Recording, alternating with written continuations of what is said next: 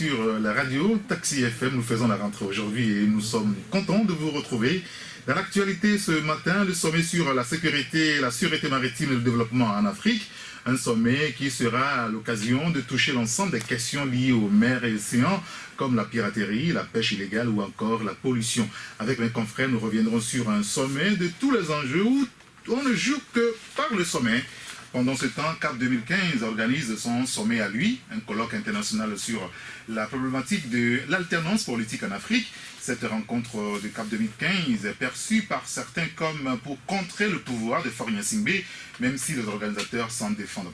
Nous reviendrons aussi sur la menace de grève des enseignants, des syndicats qui menacent de gréver au début de la rentrée. Nous sommes à 8 semaines de cette rentrée et le ciel ne semble pas se dégager véritablement. On va aborder la question avec les confrères en studio. Frère Ildefonse Akpaki, le patron du site La Gazette du Golfe. Bonjour Ildefonse. Bonjour. Très heureux de vous retrouver ce matin. Je suis très heureux de te retrouver aussi. De retrouver les auditeurs de Taxi FM. Bien. Bonjour Michel Kaga. Bonjour. C'est une nouvelle aventure. Merci d'être là ce matin. Nous sommes heureux de se retrouver. Je suis très heureux de te retrouver. Et encore, vous savez, c'est très important lorsqu'on prend une pause de se relancer. C'est ce que tu es en train de faire. Du courage à toi. Ben, merci beaucoup. On va y aller. Et nous allons commencer par la politique togolaise et ce qui se passe au cas. C'est vrai qu'on en a parlé abondamment. Et on a comme l'impression aujourd'hui qu'il y a eu une certaine léthargie au niveau du parti. Mais Dodi Apevon, officiellement encore à la tête du parti, officieusement, il serait en train de créer son parti qui ne tarderont pas finalement à officialiser. Alors, à quel jeu joue-t-on finalement au niveau du CAR? Est-ce que vous arrivez à le comprendre à peu près, Ildefonse? Non, je n'arrive pas à comprendre, puisque depuis l'entame de cette crise, je me suis toujours posé la question de savoir qu'est-ce qu'il en est réellement, qu'est-ce qui se passe exactement. Puisque c'est une formation politique qui a des textes que tout le monde, ou tout adhérent ou tout militant doit respecter. Je disais, la dernière fois quand je me prononçais sur ce sujet, qu'on attende de voir jusqu'à fin octobre, puisque, à ce que je sache, les textes... La victoire, c'est le 17 octobre, selon le confrère Courrier de la République. Voilà, il faudrait que l'on organise un congrès, et que tout ce qu'il y a comme problème, qu'on le pose, puisqu'on dit d'habitude que le linge sale c'est la famille. Oui. Qu'on essaie de mettre tout cela sur la place publique au sein même de cette formation politique pour en trouver les solutions qu'il faut. Maintenant, si au-delà du 17 octobre, Maître Apevon garde toujours les rênes en violation des textes, j'aurai mon mot à dire. Ah oui. Michel, la crise finalement au niveau du CAR, on ne comprend plus rien. Non, moi, vous savez, tu l'as dit même au départ, nous avons tellement parlé de ces sujets que franchement, c'est vraiment... on est mal à l'aise encore, parler encore de CAR. On a eu à dire dans nos colonnes ce que nous pensons par rapport à ce sujet. Je pense que cela est... Le confrère Vision d'Afrique dit que, alors, avoir son propre parti et garder les rênes d'un autre, il n'y a que Dodi Apevon qui a la recette. Non, c'est les difficultés dans lesquelles se trouvent vraiment les partis politiques de l'opposition, surtout en Afrique, où celui qui est dans les mouvances démocratiques, ceux-là qui ont la chance d'être portés au devant de ces partis politiques-là, chemin faisant, ils ne veulent pas lâcher prise. Ils se considèrent comme des Manitou, des tout-puissants, c'est les présidents fondateurs et autres. Et personne n'a le droit de ramer à contre-courant des idées que c'est, en tout cas les violous là, en tout cas ont encore à distiller. Donc, pour dire qu'au CAR, concrètement, ce qui se passe aujourd'hui, je pense, nous l'avons vécu avec l'UFC. Aujourd'hui, c'est le CAR. Et vivement que, à l'allure où vont les choses, parce qu'ils sont arrivés à un niveau où il n'y aura pas de réconciliation, il n'y a rien à faire. Heureusement que nous avons appris que Maître Dodi Apevon est sur la voie de créer son parti.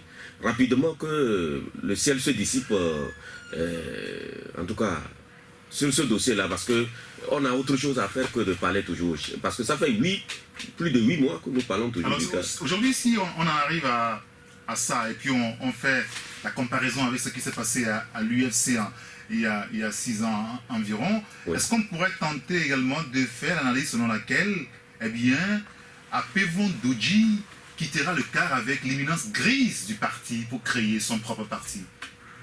Bon, ça, on n'est pas dans les sécurités. On ne peut pas... Parce que le CAR, le fonctionnement du CAR... Le patron, le vrai, du CAR existe toujours. Et il semble que c'est lui qui est à la base de tout ça. Oui, mais attention, parce que on ne va pas essayer de voir ça comme exactement ce qui s'est passé à l'IFC, parce que Maître Agboibor est là et il a aussi ses réseaux. Vous savez, il a fait de telle sorte que depuis qu'il a passé la main à Maître Dodji Apevon, il a voulu qu'on considère Maître Apevon comme juste un secrétaire administratif, pas un réel chef de parti politique. Ce qui fait qu'il ne pèse pas. C'est-à-dire qu'Apevon n'a jamais... Voilà, c'est sciemment que... Tu savais que Maître Agboibor, c'est vraiment... Comment l'appelle-t-on? C'est un roublard. C'est un gars... il est tellement malicieux, je ne sais pas comment le qualifier. C'est une qualité ou un défaut finalement pour lui? En politique, je pense que en politique, ça peut être des qualités ou je ne sais pas, hein, parce qu'en politique, vous savez que tous les moyens sont bons pour pouvoir garder une position donnée. Donc, il a fait ça sciemment. Aujourd'hui, je ne sais pas si réellement, si Maître Apevon, s'il part, est-ce qu'il va aller avec l'éminence grise du parti? Ça, je suis en train d'observer. Je ne sais pas si ça va être comme ce qui s'est passé à l'UFC. Mais ce qui est sûr, c'est que vivement que chacun regarde dans sa direction, que vraiment qu'on cesse de parler du CAR avec Maître Apevon, Maître Agboibor, on a besoin de parler d'autre chose. Il y a eu beaucoup de mécontents au niveau du parti CAR avant. Il y a beaucoup qui sont partis. On a encore en mémoire le cas de l'actuel ministre Haïdam, qui a quitté le CAR, rappelez-vous, cette période-là. Après lui, il y a beaucoup d'autres également qui ont quitté le parti. Aujourd'hui, CAR va partir, il partira certainement avec certains poids lourds. Est-ce que ça ne va pas être une faiblesse pour le CAR qui va rester? Est-ce qu'il ne restera pas que de coquilles vides aussi à Maître Yahouvi Agboibor, où lui, en tant que grand animal politique, il saura survivre?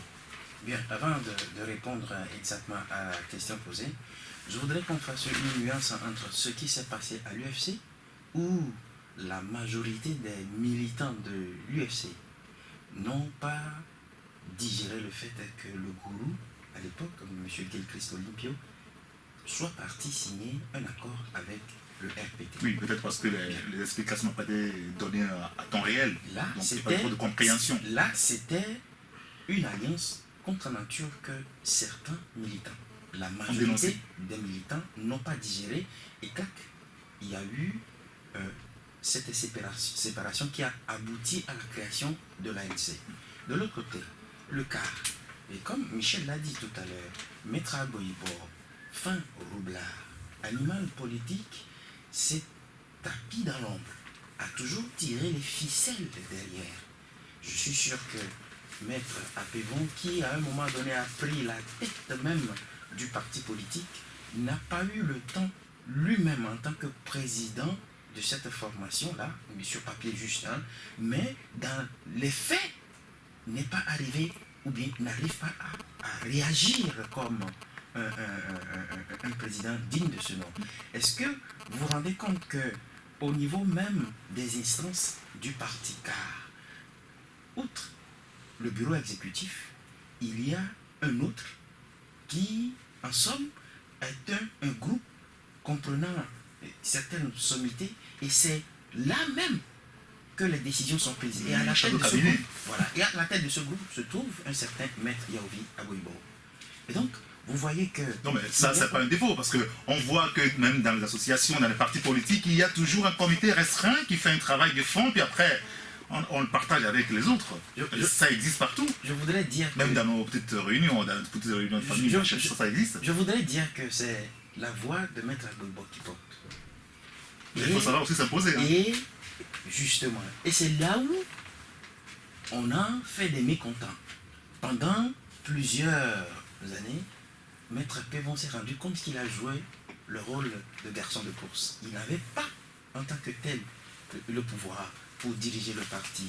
Alors, moi j'ai été très offusqué lorsque j'ai lu la première correspondance de Maître Aboibo et qui disait en substance que il y a certains militants qui sont venus le voir pour reprendre la tête du parti. Mais quand même, si vous avez une formation politique à diriger et qu'au sein même de cette formation politique, il y a des jeunes, il faut savoir passer la main. Mais c'est ça qu'il faut. Alors, il y a une question également, c'est-à-dire en 1 an et demi au Togo, on s'est aperçu qu'il y a eu pas mal de formations politiques qui se sont créées. Comment est-ce qu'on peut expliquer aujourd'hui cette course effrénée vers la création de partis politiques? C'est devenu un business où il faut avoir son parti politique pour pouvoir avoir une place au soleil, ou bien c'est un réel besoin, un assoiffement de certains pour pouvoir faire venir le changement, l'alternance au pays? Oh, la deuxième hypothèse là, il faut l'écarter. Moi je pense que c'est...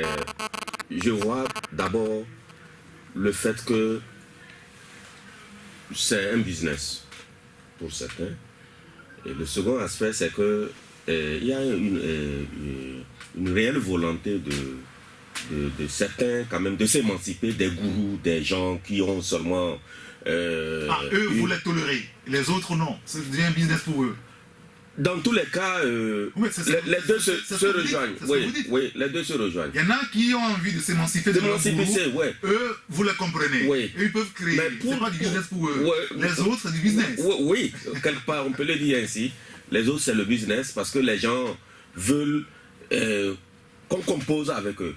Parce qu'ils constatent à un moment donné que le gourou fait ombrage à tout le monde. C'est ces idées qui passent. Alors que dans les formations politiques, il doit y avoir des courants, il doit y avoir des gens, il doit y avoir des courants. C'est ça même qui crée une dynamique dans le fonctionnement des partis politiques. Mais chez nous, quand vous prenez le Togo, où certains sont là, c'est leurs idées, c'est ça qui passe, c'est ce que le chef a dit, alors que forcément, il n'a pas à tout moment vraiment la nécessité de comprendre qu'à un moment donné, on peut ajuster, on peut entamer tel virage ou autre. Donc, il dicte. Ça, c'est dans les partis politiques comme ça. Mais il y a des gens qui sont courageux, à un moment donné, qui tapent dans leur parti, disent, mais quand même, nous aussi, on veut un souffle nouveau, et ils créent leur parti politique. Mais le problème fondamental, c'est qu'en créant ces partis politiques, quelle est la finalité? Parce que l'objectif de tout parti politique, c'est de conquérir le pouvoir un jour ou l'autre. Mais vous voyez des gens qui dirigent des partis politiques, il y a un parti politique qui fait, en tout cas, je ne sais pas, qui fait plus de 20 ans depuis sa création, il est là, ce parti politique, mais ils n'ont jamais un siège au Parlement. Mais ils sont là. Mais à chaque fois, c'est eux qui... Vous faites quel parti politique? Ils se connaissent, par exemple. Je ne sais pas si c'est ce parti ou c'est l'autre, mais c'est ce que j'ai constaté. Mais qui vivent comme ça, qui sont là seulement, qui font du fanfaronnade, qui font tout, mais ils n'ont rien. Mais ils existent. Et que des gens qui... vous prenez le PRR par exemple, c'est un parti politique qui est là depuis, mais il ne peut pas réunir plus de 2000 personnes à Lomé. Mais ils sont là. Ça c'est Lomé ça. Quand on va à l'intérieur du pays, c'est chaos debout. Donc, pour comprendre finalement que notre problème fondamental ici, c'est qu'il n'y a pas d'espace de liberté dans les partis politiques. Le chef dicte tout. Il n'y a pas de courant. Quand vous prenez l'UMP, vous savez comment ça se passe. Vous prenez le Parti socialiste, c'est pourquoi d'ailleurs ils font les primaires, pour voir qui a les meilleures idées. Chez nous, il n'y a rien. C'est le chef. Au niveau des républicains. C'est terminé. Et on y va. Donc, il va falloir accepter maintenant les courants de oui, dans les formations politiques. Pour une véritable dynamique dans le fonctionnement des partis politiques. Mais il faut quand même que les gens acceptent des idées. Mais ça n'existe nulle part finalement. Même au sein de l'UNI, il semble qu'il n'y a pas de différents courants. Hein. Mais j'ai dit chez nous. Où vous êtes dehors. J'ai dit chez nous, j'ai pris l'exemple du Togo concret où je connais très bien le fonctionnement des partis politiques. Je dis que c'est ce qui vient d'en haut, c'est ça. Les gens n'ont pas l'occasion de s'exprimer, d'émettre des réserves, des avis. Non. Dans tous les partis politiques. Donc, ce qui fait que les gens cherchent à s'émanciper. Surtout que quand on sait que quand vous êtes devant et on veut composer avec vous, où on veut aller, comme on a l'habitude en Afrique, les gouvernements bizarres d'union nationale, de coalition nationale, où les gens trouvent leur compte. Bon, vous pensez que peut-être demain, lorsqu'il y aura une occasion pareille, vous serez parmi Ah, les appelés, Les non, appelés. les élus. Les élus. Ildefonse, on peut finalement, à la lumière de ce que Michel dit, comprendre à peu près pourquoi est-ce qu'il y a tant de partis politiques, surtout ces derniers mois qui sont créés. On a encore en ligne de mire celui de Maître de Diapévon, puisqu'on nous fait comprendre que c'est imminent. J'avoue que je ne comprends rien du tout pour ce qui concerne la création des partis politiques au Togo. Et Michel a bien fait de décrire ce qui se passe dans les partis politiques, où normalement il devait avoir des courants d'idées qui pourront à chaque fois émousser le débat et permettre que les choses aillent pour le mieux. Aujourd'hui, les courants d'idées sortent. Vous avez une idée qui n'est pas celle du groupe, vous sortez, vous créez votre parti politique. Je crois que c'est une anomalie, ou alors on n'a pas bien compris le sens même d'une formation politique. Parce que au sein même d'une formation politique, il peut y avoir un groupe d'idées qu'on devait normalement fédérer. Il faut fédérer les idées et non lorsque quelqu'un trouve que ce n'est pas bon. Et comme ça se fait en Occident où, quand ça ne va pas au sein même de la formation politique, soit on va au conclave, on pose les problèmes et puis la majorité décide, non pas la minorité, hein, comme on a l'habitude de le voir dans nos partis politiques, surtout au pays, mais la majorité décide qu'on trouve une solution et c'est au terme même des travaux que la décision qui doit régir tout le groupe est prise. Je crois que c'est comme ça que nous devons normalement concevoir les formations politiques. Si éventuellement on se rend compte que au sein même de nos formations politiques, quelqu'un émet une idée et paf, il est éjecté, c'est pas ça en fait. Est-ce qu'il est éjecté ou lui-même, sans que son idée ne passe pas, mécontent, il crée son parti politique? Pour la plupart du temps, il est éjecté. Il y a des exemples. On lui dit de partir? On lui dit de partir, on le remercie. Et d'autres exemples, hein. Et d'autres fois, c'est lui qui se sent minoritaire et puis qui claque la porte et va créer une nouvelle formation politique. Est-ce que ça fera grandir finalement la politique au Togo quand il y a tant de partis politiques? C'est vrai qu'ailleurs, il y a aussi la démocratie, mais il n'y a pas autant de partis politiques. Pas parce qu'on a interdit aux gens d'en créer, mais au sein d'une même formation, il peut y avoir de l'émulation, comme vous l'avez dit Michel, on peut avoir différents courants d'idées qui travaillent, qui réfléchissent. Après, on va au primaire, comme ce qui se passe aujourd'hui en France au niveau des Républicains. Alors, est-ce qu'il y a une solution qu'on peut trouver à ça? Ou bien on est là-dedans comme ça et puis on avance? Une solution, en politique, est-ce qu'on peut trouver une solution aussi comme ça? On ne peut pas trouver une solution. Parce que excusez-moi, mais avant de créer un parti politique, il y a beaucoup de conditions. Oui. Il faut avoir plusieurs membres dans son la charte des partis politiques est là. Alors, quand on comptabilise le nombre de personnes qu'il doit avoir avant qu'on ne vous donne le récépissé ou l'accréditation, il y a beaucoup de gens. Mais au finish, quand il y a une élection, on se rend compte que il n'y a que la personne là qui a créé, peut-être sa femme, ses enfants, ses amis, c'est fini. Alors, comment ce processus se fait avant? Ou bien, il y a un petit souci, non? Non, pas de souci. Nous l'avons dit tantôt. C'est qu'au départ, on excite des gens. Nous, on a une vision nouvelle, on sait un nouvel élan. Mais juste lorsque vous approchez, c'est en tout cas celui qui est l'initiateur du projet, tout ça là, de création de partis politiques. Lorsque c'est fini maintenant, vous allez commencer à découvrir la vraie personne qui vraiment ne tient pas compte de vous, hein, qui fait à sa tête. C'est ça le problème. Mais le véritable problème que moi je vois dans cette façon de faire la politique au Togo, c'est chez nous en Afrique, c'est pas fondamentalement pour le Togo seul, hein, c'est pratiquement les pays, la plupart des pays francophones, la plupart c'est comme ça se passe. Le grand problème c'est qu'il y a une faiblesse.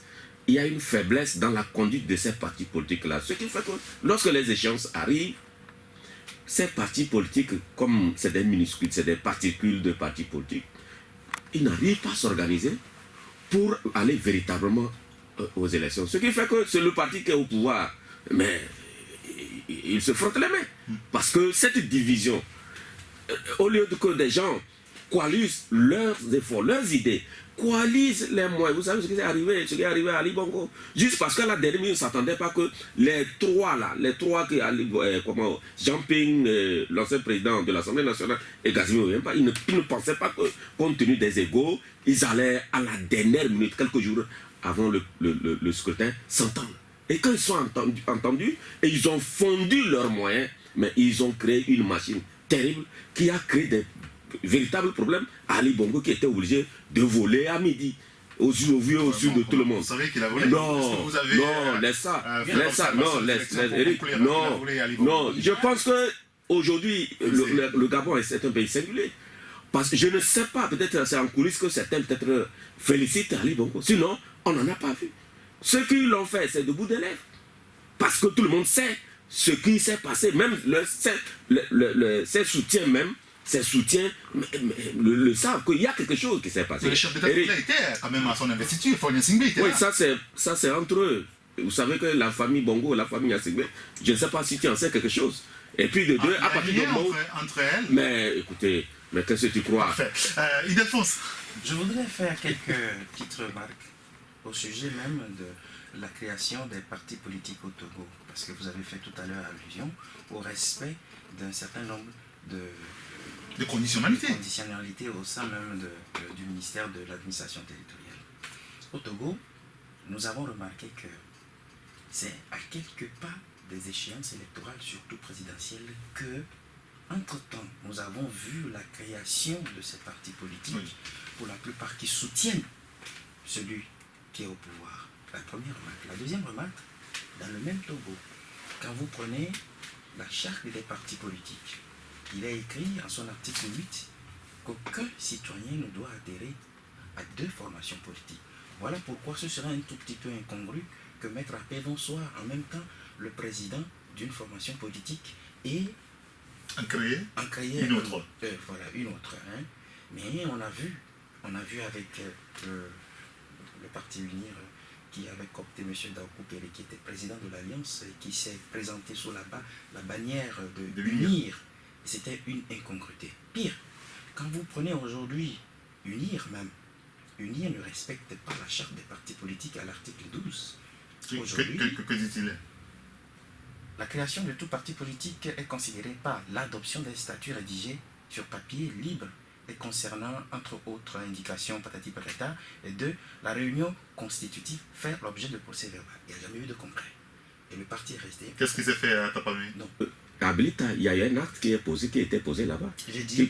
Oui, un acte de la dissolution. Et juste après, il y a un congrès à Tapamé qui a accouché du bureau actuel. Qu'il soit provisoire ou pas, il a remporté plus de 3 élections. Vous reprochez quoi à ce bureau? Et puis, les gens de UNIR sont libres de conserver le bureau actuel ou pas. Autant le formaliser. Autant le dire le bureau définitif. Dans tous les cas, si on parle de bureau provisoire, c'est provisoire. Écoute, si les gens de UNIR trouvent que ceux qui sont actuellement font bien leur travail, ils les gardent. Le problème est où?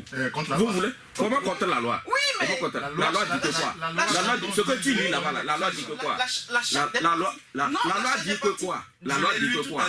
La charte des partis politiques est claire. Oui. Vous voulez donner le bon exemple, vous gouvernez le pays, vous donnez le bon exemple. C'est ça. Oui. Le bon exemple, c'est quoi? La loi n'a pas dit de laisser les choses telles, mais de formaliser.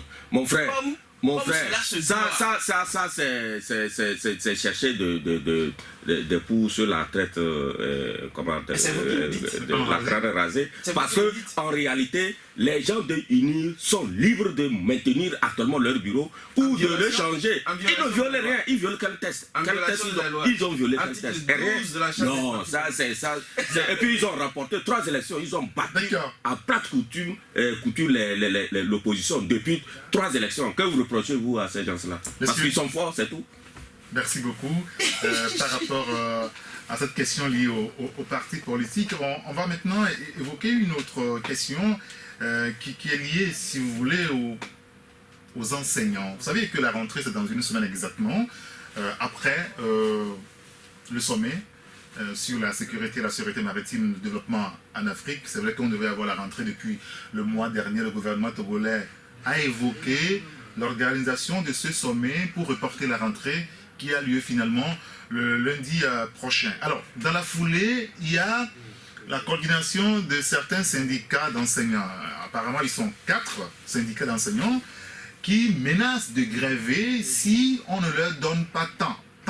Ils ont énuméré, ils ont évoqué, je crois, 5 éléments essentiels pour dire si le gouvernement ne nous donne pas ça, nous risquons de ne pas aller à l'école le premier jour de la rentrée, le deuxième jour de la rentrée. Est-ce que vous avez l'impression, Idelphonse, que le gouvernement togolais est en train de prendre franchement au sérieux ces menaces qui pèsent sur le début de l'année scolaire? Je ne suis pas sûr. Ça a été toujours comme ça avec le gouvernement togolais. Ces revendications datent de quelle époque? Je crois 2012. Depuis 2012. On n'a pas évacué la feuille de route. Qu'on n'a pas évacué. Bien. Maintenant, sur la plateforme même déposée, je ne parle pas de la STT. Je parle aujourd'hui de ces 4 syndicats-là qui menacent. Est-ce qu'il est mis sur ces revendications paiement de telle prime, de telle prime, de telle prime? Et si tel est le cas, si nous considérons que c'est depuis 2012 que nous traînons ces histoires de primes, et que ça c'est une petite remarque que je voudrais faire, et que dans le budget exercice 2012, 2016, on n'est pas arrivé à prendre en compte ces revendications de ces travailleurs-là, et que d'une baguette magique, on trouve officiellement, ce que j'ai publié sur mon site, puisque c'est venu du ministre Payadouab aussi, on trouve 5,5 milliards pour organiser un sommet, 5,5 milliards qu'on sort du budget, pendant qu'il y a ces genres de problèmes qu'il faut régler à l'interne. Vous ne trouvez pas que le gouvernement ne prend pas au sérieux les revendications des travailleurs? Vous estimez que le sommet n'est pas sérieux? Je voudrais faire remarquer que lorsque nous avons des problèmes à l'interne et que aujourd'hui on soit à même de mettre la main à la pâte en sortant 5,5 milliards, alors que les revendications de ces travailleurs n'atteignent même pas 2 milliards, je trouve que ce n'est pas sérieux. Bien. Voilà. Michel, que répondez-vous à Non, Idelphonse non, ça ne sur pas. cette question? Non, ça dit sur cette question. Demandez-moi peut-être mon idée. Je n'ai rien à répondre à mes idées, restent mes idées. Je n'ai rien à foutre avec les idées de. Naturellement, oui, mais les idées, on est là pour les confronter quand même, à peu près. C'est-à-dire, aujourd'hui, les enseignants, ils demandent des choses. Quand on écoute le compte rendu du ministre et consort, est-ce que vous aussi, vous avez l'impression que le gouvernement est en train de banaliser à peu près leurs revendications aujourd'hui? Il n'a pas le choix de prendre au sérieux ce que les enseignants disent. Le gouvernement n'a pas de choix.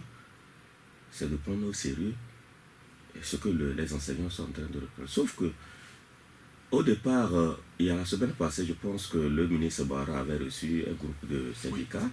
Ce qui s'est passé, bon, à la fin, il n'y a pas eu peut-être la rencontre avec la presse, mais c'est les syndicats qui ont commencé à distiller des informations. Et après, le cabinet était obligé de donner sa version des faits. Moi, ce que je ne comprends pas, c'est que le fait qu'on tente de dire que c'est un groupe d'individus, ces syndicats-là, en tout cas, qui sont nouveaux dans le monde enseignants, qu'on ne les reconnaît pas, qu'on ne les connaît pas, tout ça là. Moi, le problème, ce n'est pas des enseignants tchadiens qui étaient reçus par le ministre Barra, c'est des enseignants togolais. Qu'ils soient des nouveaux syndicats, je pense qu'on doit quand même prendre en compte leurs aspirations. Parce qu'en réalité, le problème, c'est quoi? Je l'ai dit ailleurs, le gouvernement a traîné. Le gouvernement nous a dit qu'il nous reconnaît la synergie des travail du Togo. Et nous sommes allés et on a trouvé normal que si cette nouvelle, en tout cas, ce nouveau syndicat a des préoccupations qui les versent dans les préoccupations des anciennes centrales syndicales. Michel, malheureusement, on va rendre l'antenne pour le bord du Taxi Presse, avec Ildefonse Akpaki, la Gazette du Togo, et Michel Tchaga, Ouara les vainqueurs. Michel, on parlait des enseignants qui menacent, n'est-ce pas, de gréver en tout début de l'année scolaire. La rentrée, c'est dans une semaine. On posait la question si franchement le gouvernement est conscient de cette menace qui pèse sur la scolarité de nos enfants, de nos petits frères et de nos petites sœurs. Le gouvernement, je le disais avant la fin de la pause, que le gouvernement n'a pas de choix. Parce que si vous savez les raisons cachées qui ont amené le gouvernement à pousser la rentrée scolaire, vous allez comprendre. Parce qu'on nous a dit qu'on reportait le sommet à cause, comment la rentrée à cause de... pour permettre choses, mais le sommet n'a rien à faire avec, n'a rien à voir avec la rentrée, parce que ce n'est pas dans les salles de classe que les délégués vont faire leur, en tout cas, discussion, où nous ne sommes pas au temps des Adama où les élèves allaient faire vous savez quand même qu'il y a beaucoup de choses qui rentrent en ligne de compte pour ce sommet-là. Il y a beaucoup de personnes qui sont réquisitionnées pour faire tant. Et donc, il vaudrait mieux, pour ne pas perturber la sérénité des cours qui venaient à... C'est que nous avons... Moi, j'ai compris qu'il y avait quelques petits problèmes par rapport aux syndicats. Il fallait peut-être prendre... C'est un prétexte. C'est un prétexte. C'est pourquoi, à l'époque, j'ai dit que le professeur... comment le ministre de l'enseignement primaire... le professeur Tchakolé, j'ai dit, n'avait pas fait beaucoup d'efforts. L'argument, c'est vrai, le gouvernement avait la volonté de repousser, mais là, on l'a demandé de chercher l'argument. L'argument qu'il a avancé là, c'est un argument unijambiste. Et on ne peut pas nous dire que c'est à cause de... Non. Donc, c'est qu'il y avait des petits problèmes et il fallait quand même prendre un peu du temps. Et moi, j'ai trouvé qu'il n'y avait pas de problème par rapport à ça. Parce qu'il faut vraiment satisfaire, peut-être, essayer de ne pas satisfaire totalement, mais quand même se mettre d'accord avec les enseignants et pour que l'année scolaire puisse bien démarrer et aller à terme comme ce que nous avons connu par... Visiblement, entre Gilbert Barra, le ministre de la fonction publique, et les syndicats qu'il a reçus l'autre fois, ça n'a pas été une partie de plaisir. Oui. Est-ce que ça n'augure pas déjà quelque chose de coriace en début d'année? C'est lundi seulement, lundi prochain. Oui, je pense que les 4 jours qui restent, ou je ne sais pas, les 5 jours qui restent, beaucoup de choses peuvent se passer. Parce que c'est vrai, nous sommes... Écoutez, là, on est en plein sommet, là. Oui. Et donc les gens n'ont forcément pas la tête à la discussion avec des enseignants. Vous savez, la rentrée, on a déjà, ce matin j'ai vu sur une plateforme, on a déjà fait le découpage de l'année. Donc on n'a pas droit de tergiverser. Donc il faut vraiment tout caler pour qu'on démarre effectivement. Si les autorités, en tout cas, qui ont en charge l'éducation, s'ils n'arrivent pas à trouver satisfaction par rapport aux syndicats des enseignants, parce que aujourd'hui le problème c'est quoi? Le problème de fond est là. Comme nous disons aujourd'hui qu'on ne reconnaît pas tel, mais le problème de fond, lui, il est là. Est-ce que ce que les enseignants réclament, est-ce que le gouvernement est en mesure de leur donner satisfaction ou pas? C'est sur ce point-là qu'il faut quand même que le gouvernement ait... Parce qu'on n'a pas encore le temps pour vraiment se chamailler, que d'un jour qu'on retrouve les élèves dans les rues pour soutenir leurs enseignants. Non, je pense que l'année passée, l'année qui a pris fin, en tout cas l'année académique écoulée, je pense que les choses se sont bien passées. Il faut que le gouvernement quand même, fort de cette, en tout cas, de cette réussite, trouve quand même les moyens adéquats pour que cette nouvelle année académique démarre dans de bonnes conditions et prenne fin dans de bonnes conditions aussi. La presse dans son ensemble n'est pas trop alarmiste par rapport à ce sujet, parce que ce n'est qu'une première rencontre entre un ministre et les syndicats. Est-ce que c'est pour autant qu'il faut conclure que l'année scolaire va être difficile? Les enseignants disent que le premier, le deuxième jour de la rentrée, si nous n'avons pas satisfaction, on ne va pas faire avancer les choses comme cela se doit. Est-ce que ce n'est pas nous en réalité? Moi je suis là-dedans, hein, rassurez-vous. Ce n'est pas nous qui faisons un peu le débat. Je ne trouve pas, parce que il est dit que l'État est une continuité. Si l'État est une continuité, et que les problèmes, les crises ont débuté depuis 2012 ou bien avant, et que le chef de l'État lui-même, conscient de la chose, annonce dans une de ses adresses à la nation qu'il faut organiser les états généraux de l'éducation. Et jusqu'aujourd'hui, ces états généraux-là n'ont jamais eu lieu. Vous vous rendez compte que la presse n'est pas alarmiste. J'ai fait l'analyse tout à l'heure en disant que si depuis 2012, ces revendications ont été posées sur la table du gouvernement, qu'est-ce que le gouvernement a fait? Le gouvernement a joué la fuite en avant.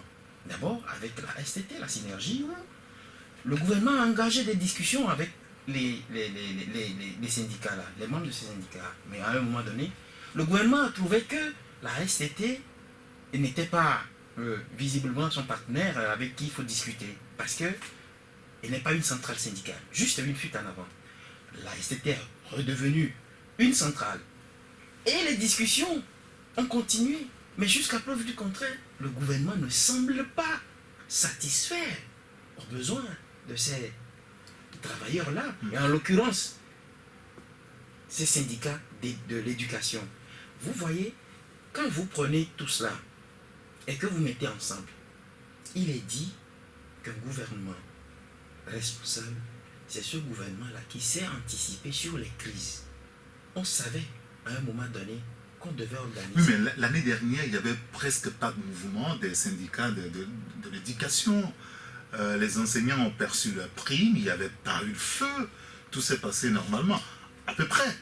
Oui, alors pourquoi est-ce que cette année, subitement, il y a 4 syndicats dans le lot, c'est ce qu'on nous a rapporté, qui se coalisent et qui veulent mener la vie difficile au gouvernement? Ou bien parce qu'on a entendu que le sommet, il y a eu pas mal de milliards qui ont été débloqués, donc on veut mettre la pression sur Faure Gnassingbé et son gouvernement pour aussi avoir sa quote-part, c'est ça? Vous savez que, justement, je faisais la remarque. À l'étude du budget exercice 2016, il n'a jamais eu un quelconque sommet où il faut prendre ou bien budgétiser les 5,5 milliards dont le ministre Boupetsi en a parlé aux responsables de la CDPA. Dans l'orthodoxie financière, lorsque le budget est établi, toutes les dépenses sont budgétisées. On n'a jamais budgétisé les 5,5 milliards. 1. 2. Lorsque, en cours de route, on se rend compte que... Vous avez vérifié l'exercice en cours, oui, Alphonse? Mais j'ai eu langue avec des députés qui ont dit qu'on ne leur a jamais parlé du sommet lorsqu'il était question de l'élaboration du budget exercice 2016. On devait en savoir depuis 2015. Bon, de toute façon, dans le pays, il y a beaucoup de choses qui se font, qui ne sont pas dans le budget, mais on les fait quand même. Quand c'est social, vous dites qu'il faut que le gouvernement se saigne pour ça. Bon, maintenant, alors, pourquoi est-ce qu'il faut s'en plaindre aujourd'hui? Oui, justement, finissez. Maintenant, à Michel. Chemin faisant, on se rend compte qu'on a demandé un sommet à faire. Mais les dépenses qui doivent être faites, je suis sûr que le Togo doit mettre la main à la pâte, doit mettre la main à la poche pour organiser ce sommet-là. Et dans ce lot-là, il revient par respect à l'Assemblée nationale de faire en sorte que le gouvernement soit présent pour dire, voilà, nous voulons organiser un sommet. On vous demandera, est-ce que vous voulez trouver de l'argent? Parce que quand on était en train de faire le budget, il n'était pas question d'un sommet. Bon, vous allez trouver l'argent où? Maintenant, le sommet est là. Visiblement, on a trouvé de l'argent pour l'organiser. Et les gens ont trouvé qu'ils avaient des doléances. Et que le gouvernement a dit qu'il n'avait pas de l'argent. C'est pour ça qu'on a activé tout ça. Justement. Et si vous étiez à leur place, qu'est-ce que vous ferez? Pour l'instant, je ne suis pas encore à ce niveau, donc je ne répondrai pas à la question comme cela. Michel Tedja, c'est vrai que cette question des enseignants semble être un peu compliquée aujourd'hui. Il y en a qui disent que on en parle déjà parce qu'on est comme la caisse de résonance des enseignants aujourd'hui en parlant. Non, pourquoi? Le problème est réel. Le problème est là, il y a des enseignants qui ont des préoccupations qui sont en train d'exprimer. Et donc, la presse ne fait que faire son travail. Il y a aussi cette vérité que depuis 2 ou 3 ans, le gouvernement, par rapport aux enseignants, a fait des efforts considérables. Énorme.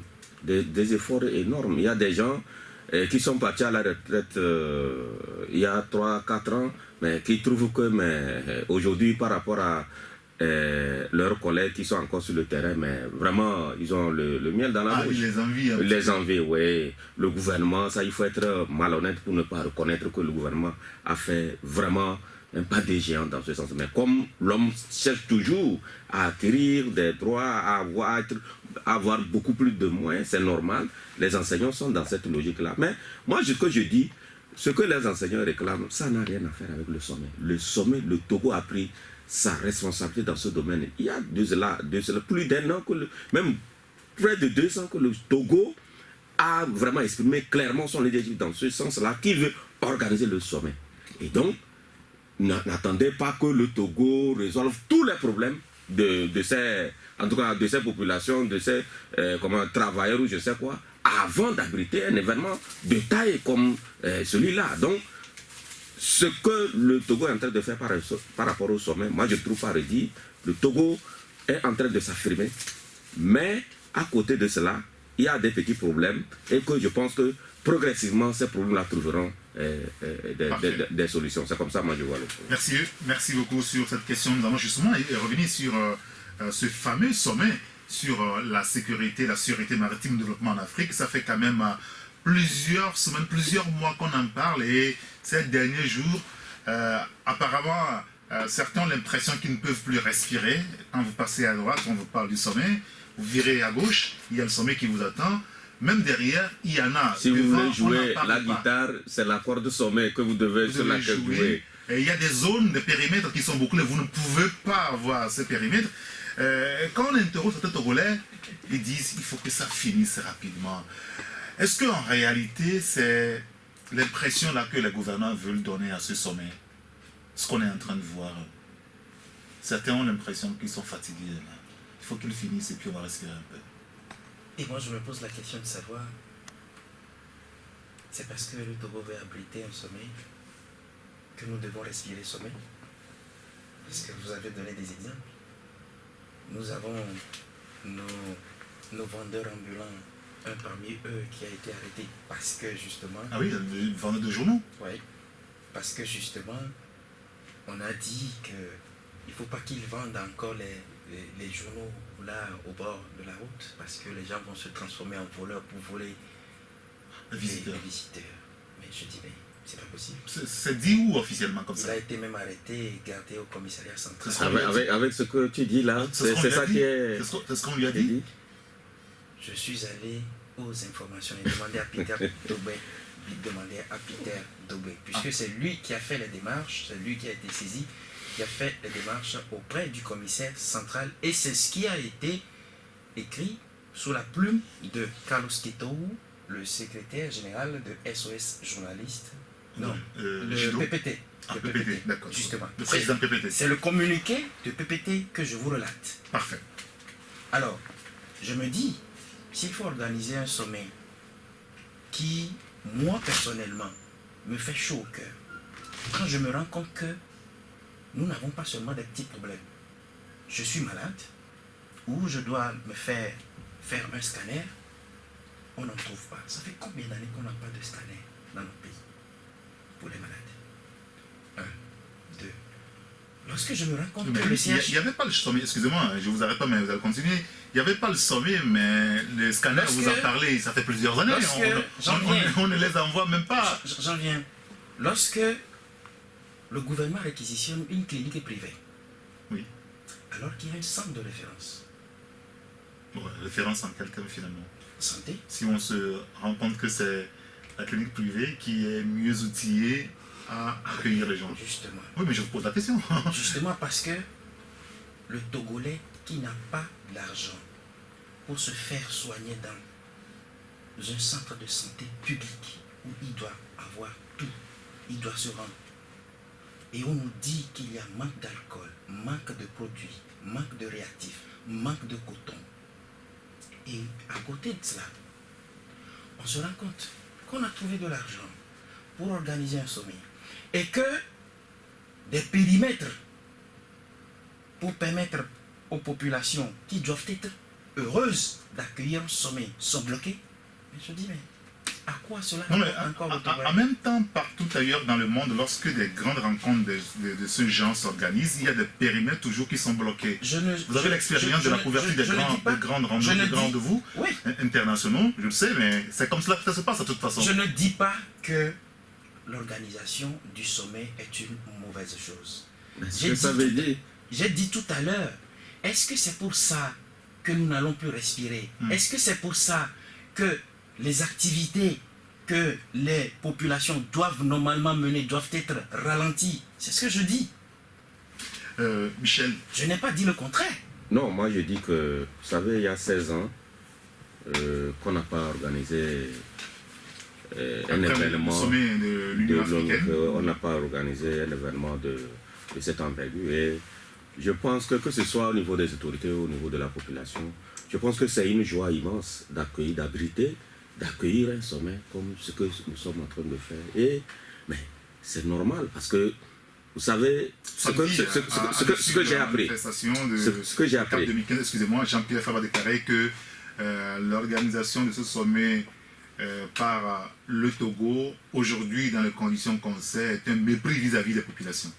Allez-y. Non, ça, c'est les propos d'un politique. Donc, le jour quand il se bat pour venir au pouvoir, le jour où il viendra au pouvoir, il tiendra compte aussi de l'insécurité maritime. Donc, il est dans son rôle, il n'y a pas de problème dans ça. Mais le sommet continue, sans lui, il n'y a pas de problème. Ce que moi, je voulais dire, c'est que les populations sont contentes. Parce que, à ce que je sache, c'est les présidents seulement qui sont pris en compte par rapport au logement et tout.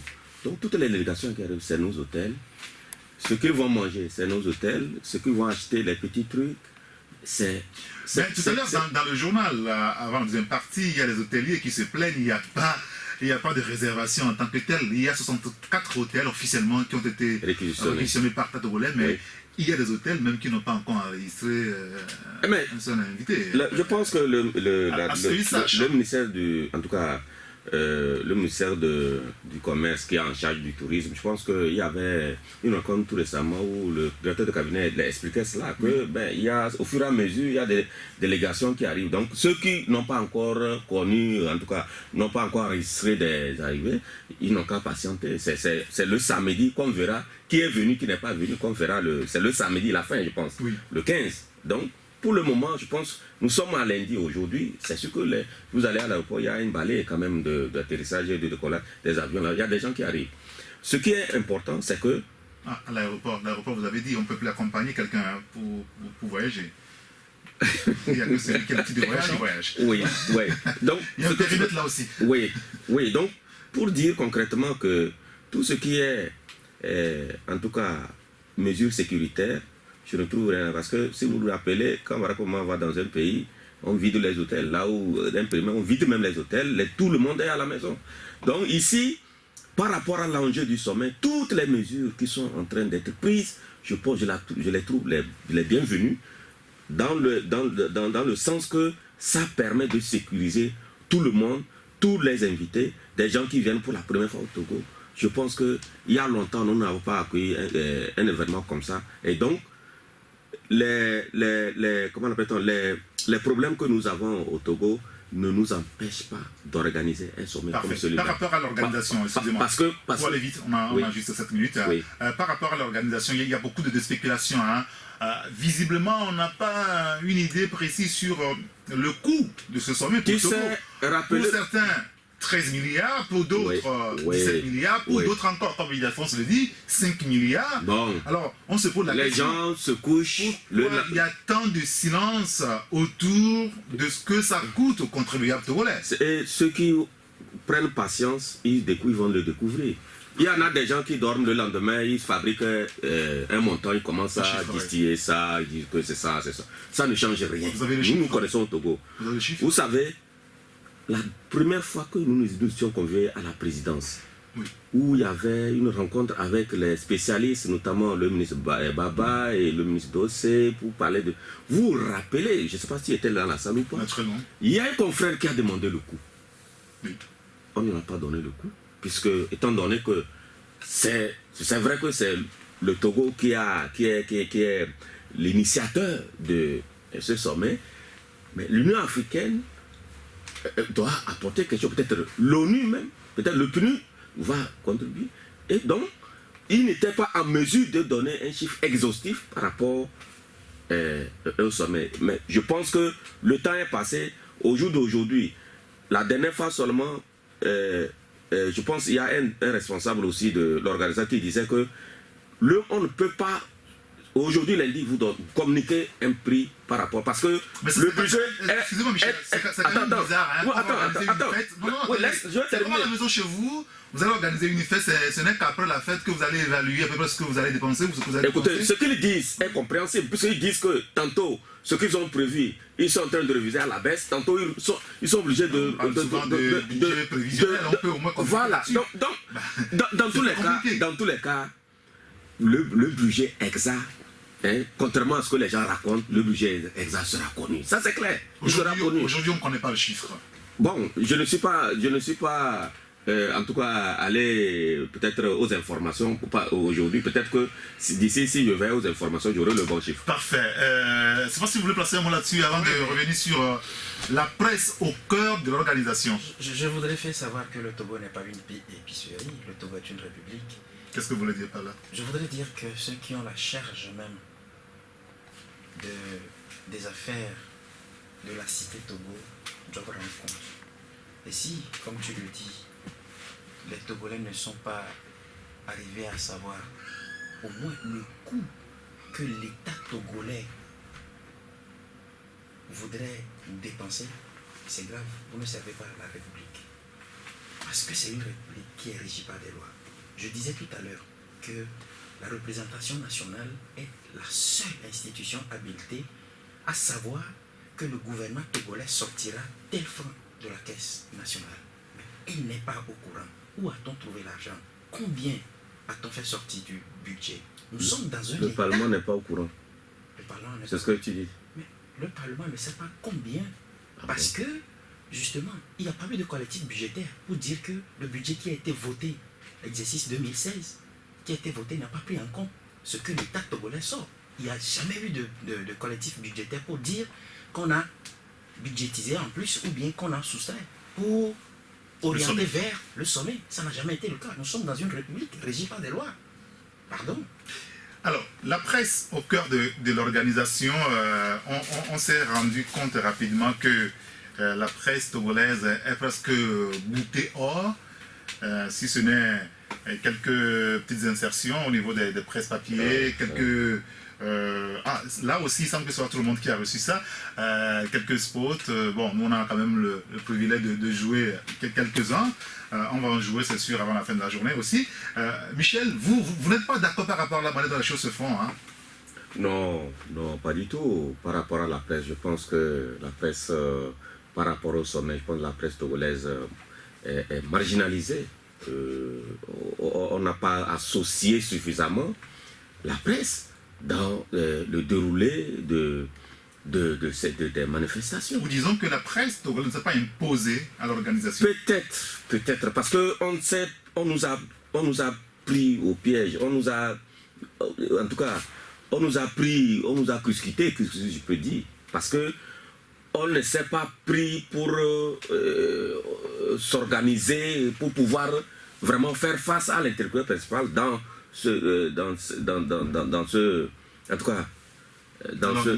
l'organisation par rapport à la communication. Parce que la manière dont le ministère de la Communication gère la presse togolaise, vous avez parlé des insertions qu'on donne à 250 000. Le contrat dit que 60% est libéré à la signature. Bon, d'aucuns disent même que c'est 2 semaines après, mais plus de 2 semaines, il n'y a rien.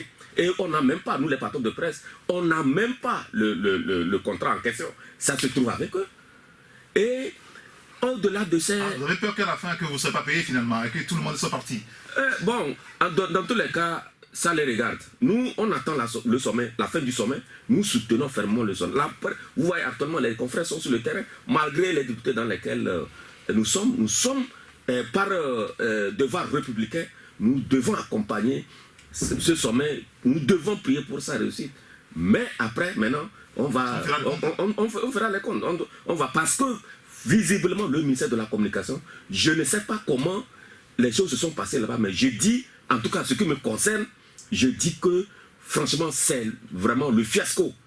Le fiasco, par rapport au badge, vous imaginez que, qu'on nous dise que la salle contient combien de journalistes, il y a des journalistes étrangers, tout ce qu'on ne peut pas délivrer des badges à tout le monde. Ça dit qu'on fait des choses... En même temps, pour des grandes conférences, ce n'est pas tout le monde qui a accès. Non. Il y a toujours des contraintes par rapport à l'organisation. Il y a des contraintes. Vous savez. Nous savons cela, il y a des contraintes. On en sait quelque chose. J'ai assisté aussi à l'extérieur du pays à des trucs que je sais comment ça se passe. Mais dans le cas spécifique de l'organisation de ce sommet, par rapport à la communication, je pense que le ministère de la Communication vraiment a failli sur toute la ligne. Et moi je dis que nous attendons, je le dis, la fin de ce sommet. Et nous allons vraiment, on fera le bilan. Merci beaucoup, Michel. De communication. Oui, merci beaucoup, Michel. Malheureusement, on a un peu 30 minutes, 30 secondes, excusez-moi. En fait, j'ai juste remarqué que le ministère de la Communication a beaucoup axé le budget vers la presse internationale en marginalisant la presse nationale. C'est vrai. Et je le dis... Ça a été visiblement un choix? Je crois qu'ils l'ont voulu ainsi. Mais c'est vraiment malheureux. Oui. On doit se dire des choses à la fin du sommet. Ça, c'est clair. Ce n'est pas normal que nous soyons citoyens togolais, même si moi, je ne suis pas d'accord avec l'organisation de ce sommet-là, parce que, économiquement parlant, il y a des problèmes que nous devons régler en interne. Mais, une fois que c'est organisé, je ne suis pas d'avis qu'il y ait des confrères qui veulent couvrir, qui sont citoyens togolais, qui sont les premiers concernés qu'on marginalise. Je ne suis pas d'accord. Parfait. Ildefonse Akpagui, la Gazette du Togo, merci beaucoup d'être venu nous voir ce matin, ça a été un plaisir. Je suis très heureux de te reconnaître. Merci beaucoup Michel Kadia, le patron de Journal Voir les vainqueurs. Merci de nous avoir suivis. C'est la fin de Taxi Presse, ce premier numéro. Nous sommes à la rentrée, et c'est parti comme cela. Vous aurez d'autres rendez-vous également très excellents que nous proposerons tout au long de cette nouvelle saison sur la radio. Appelez-moi Erigator, on se retrouve demain à partir de 11 h pour Taxi Presse, mais avant, à 7 h pour Taxi Media Show. Au revoir.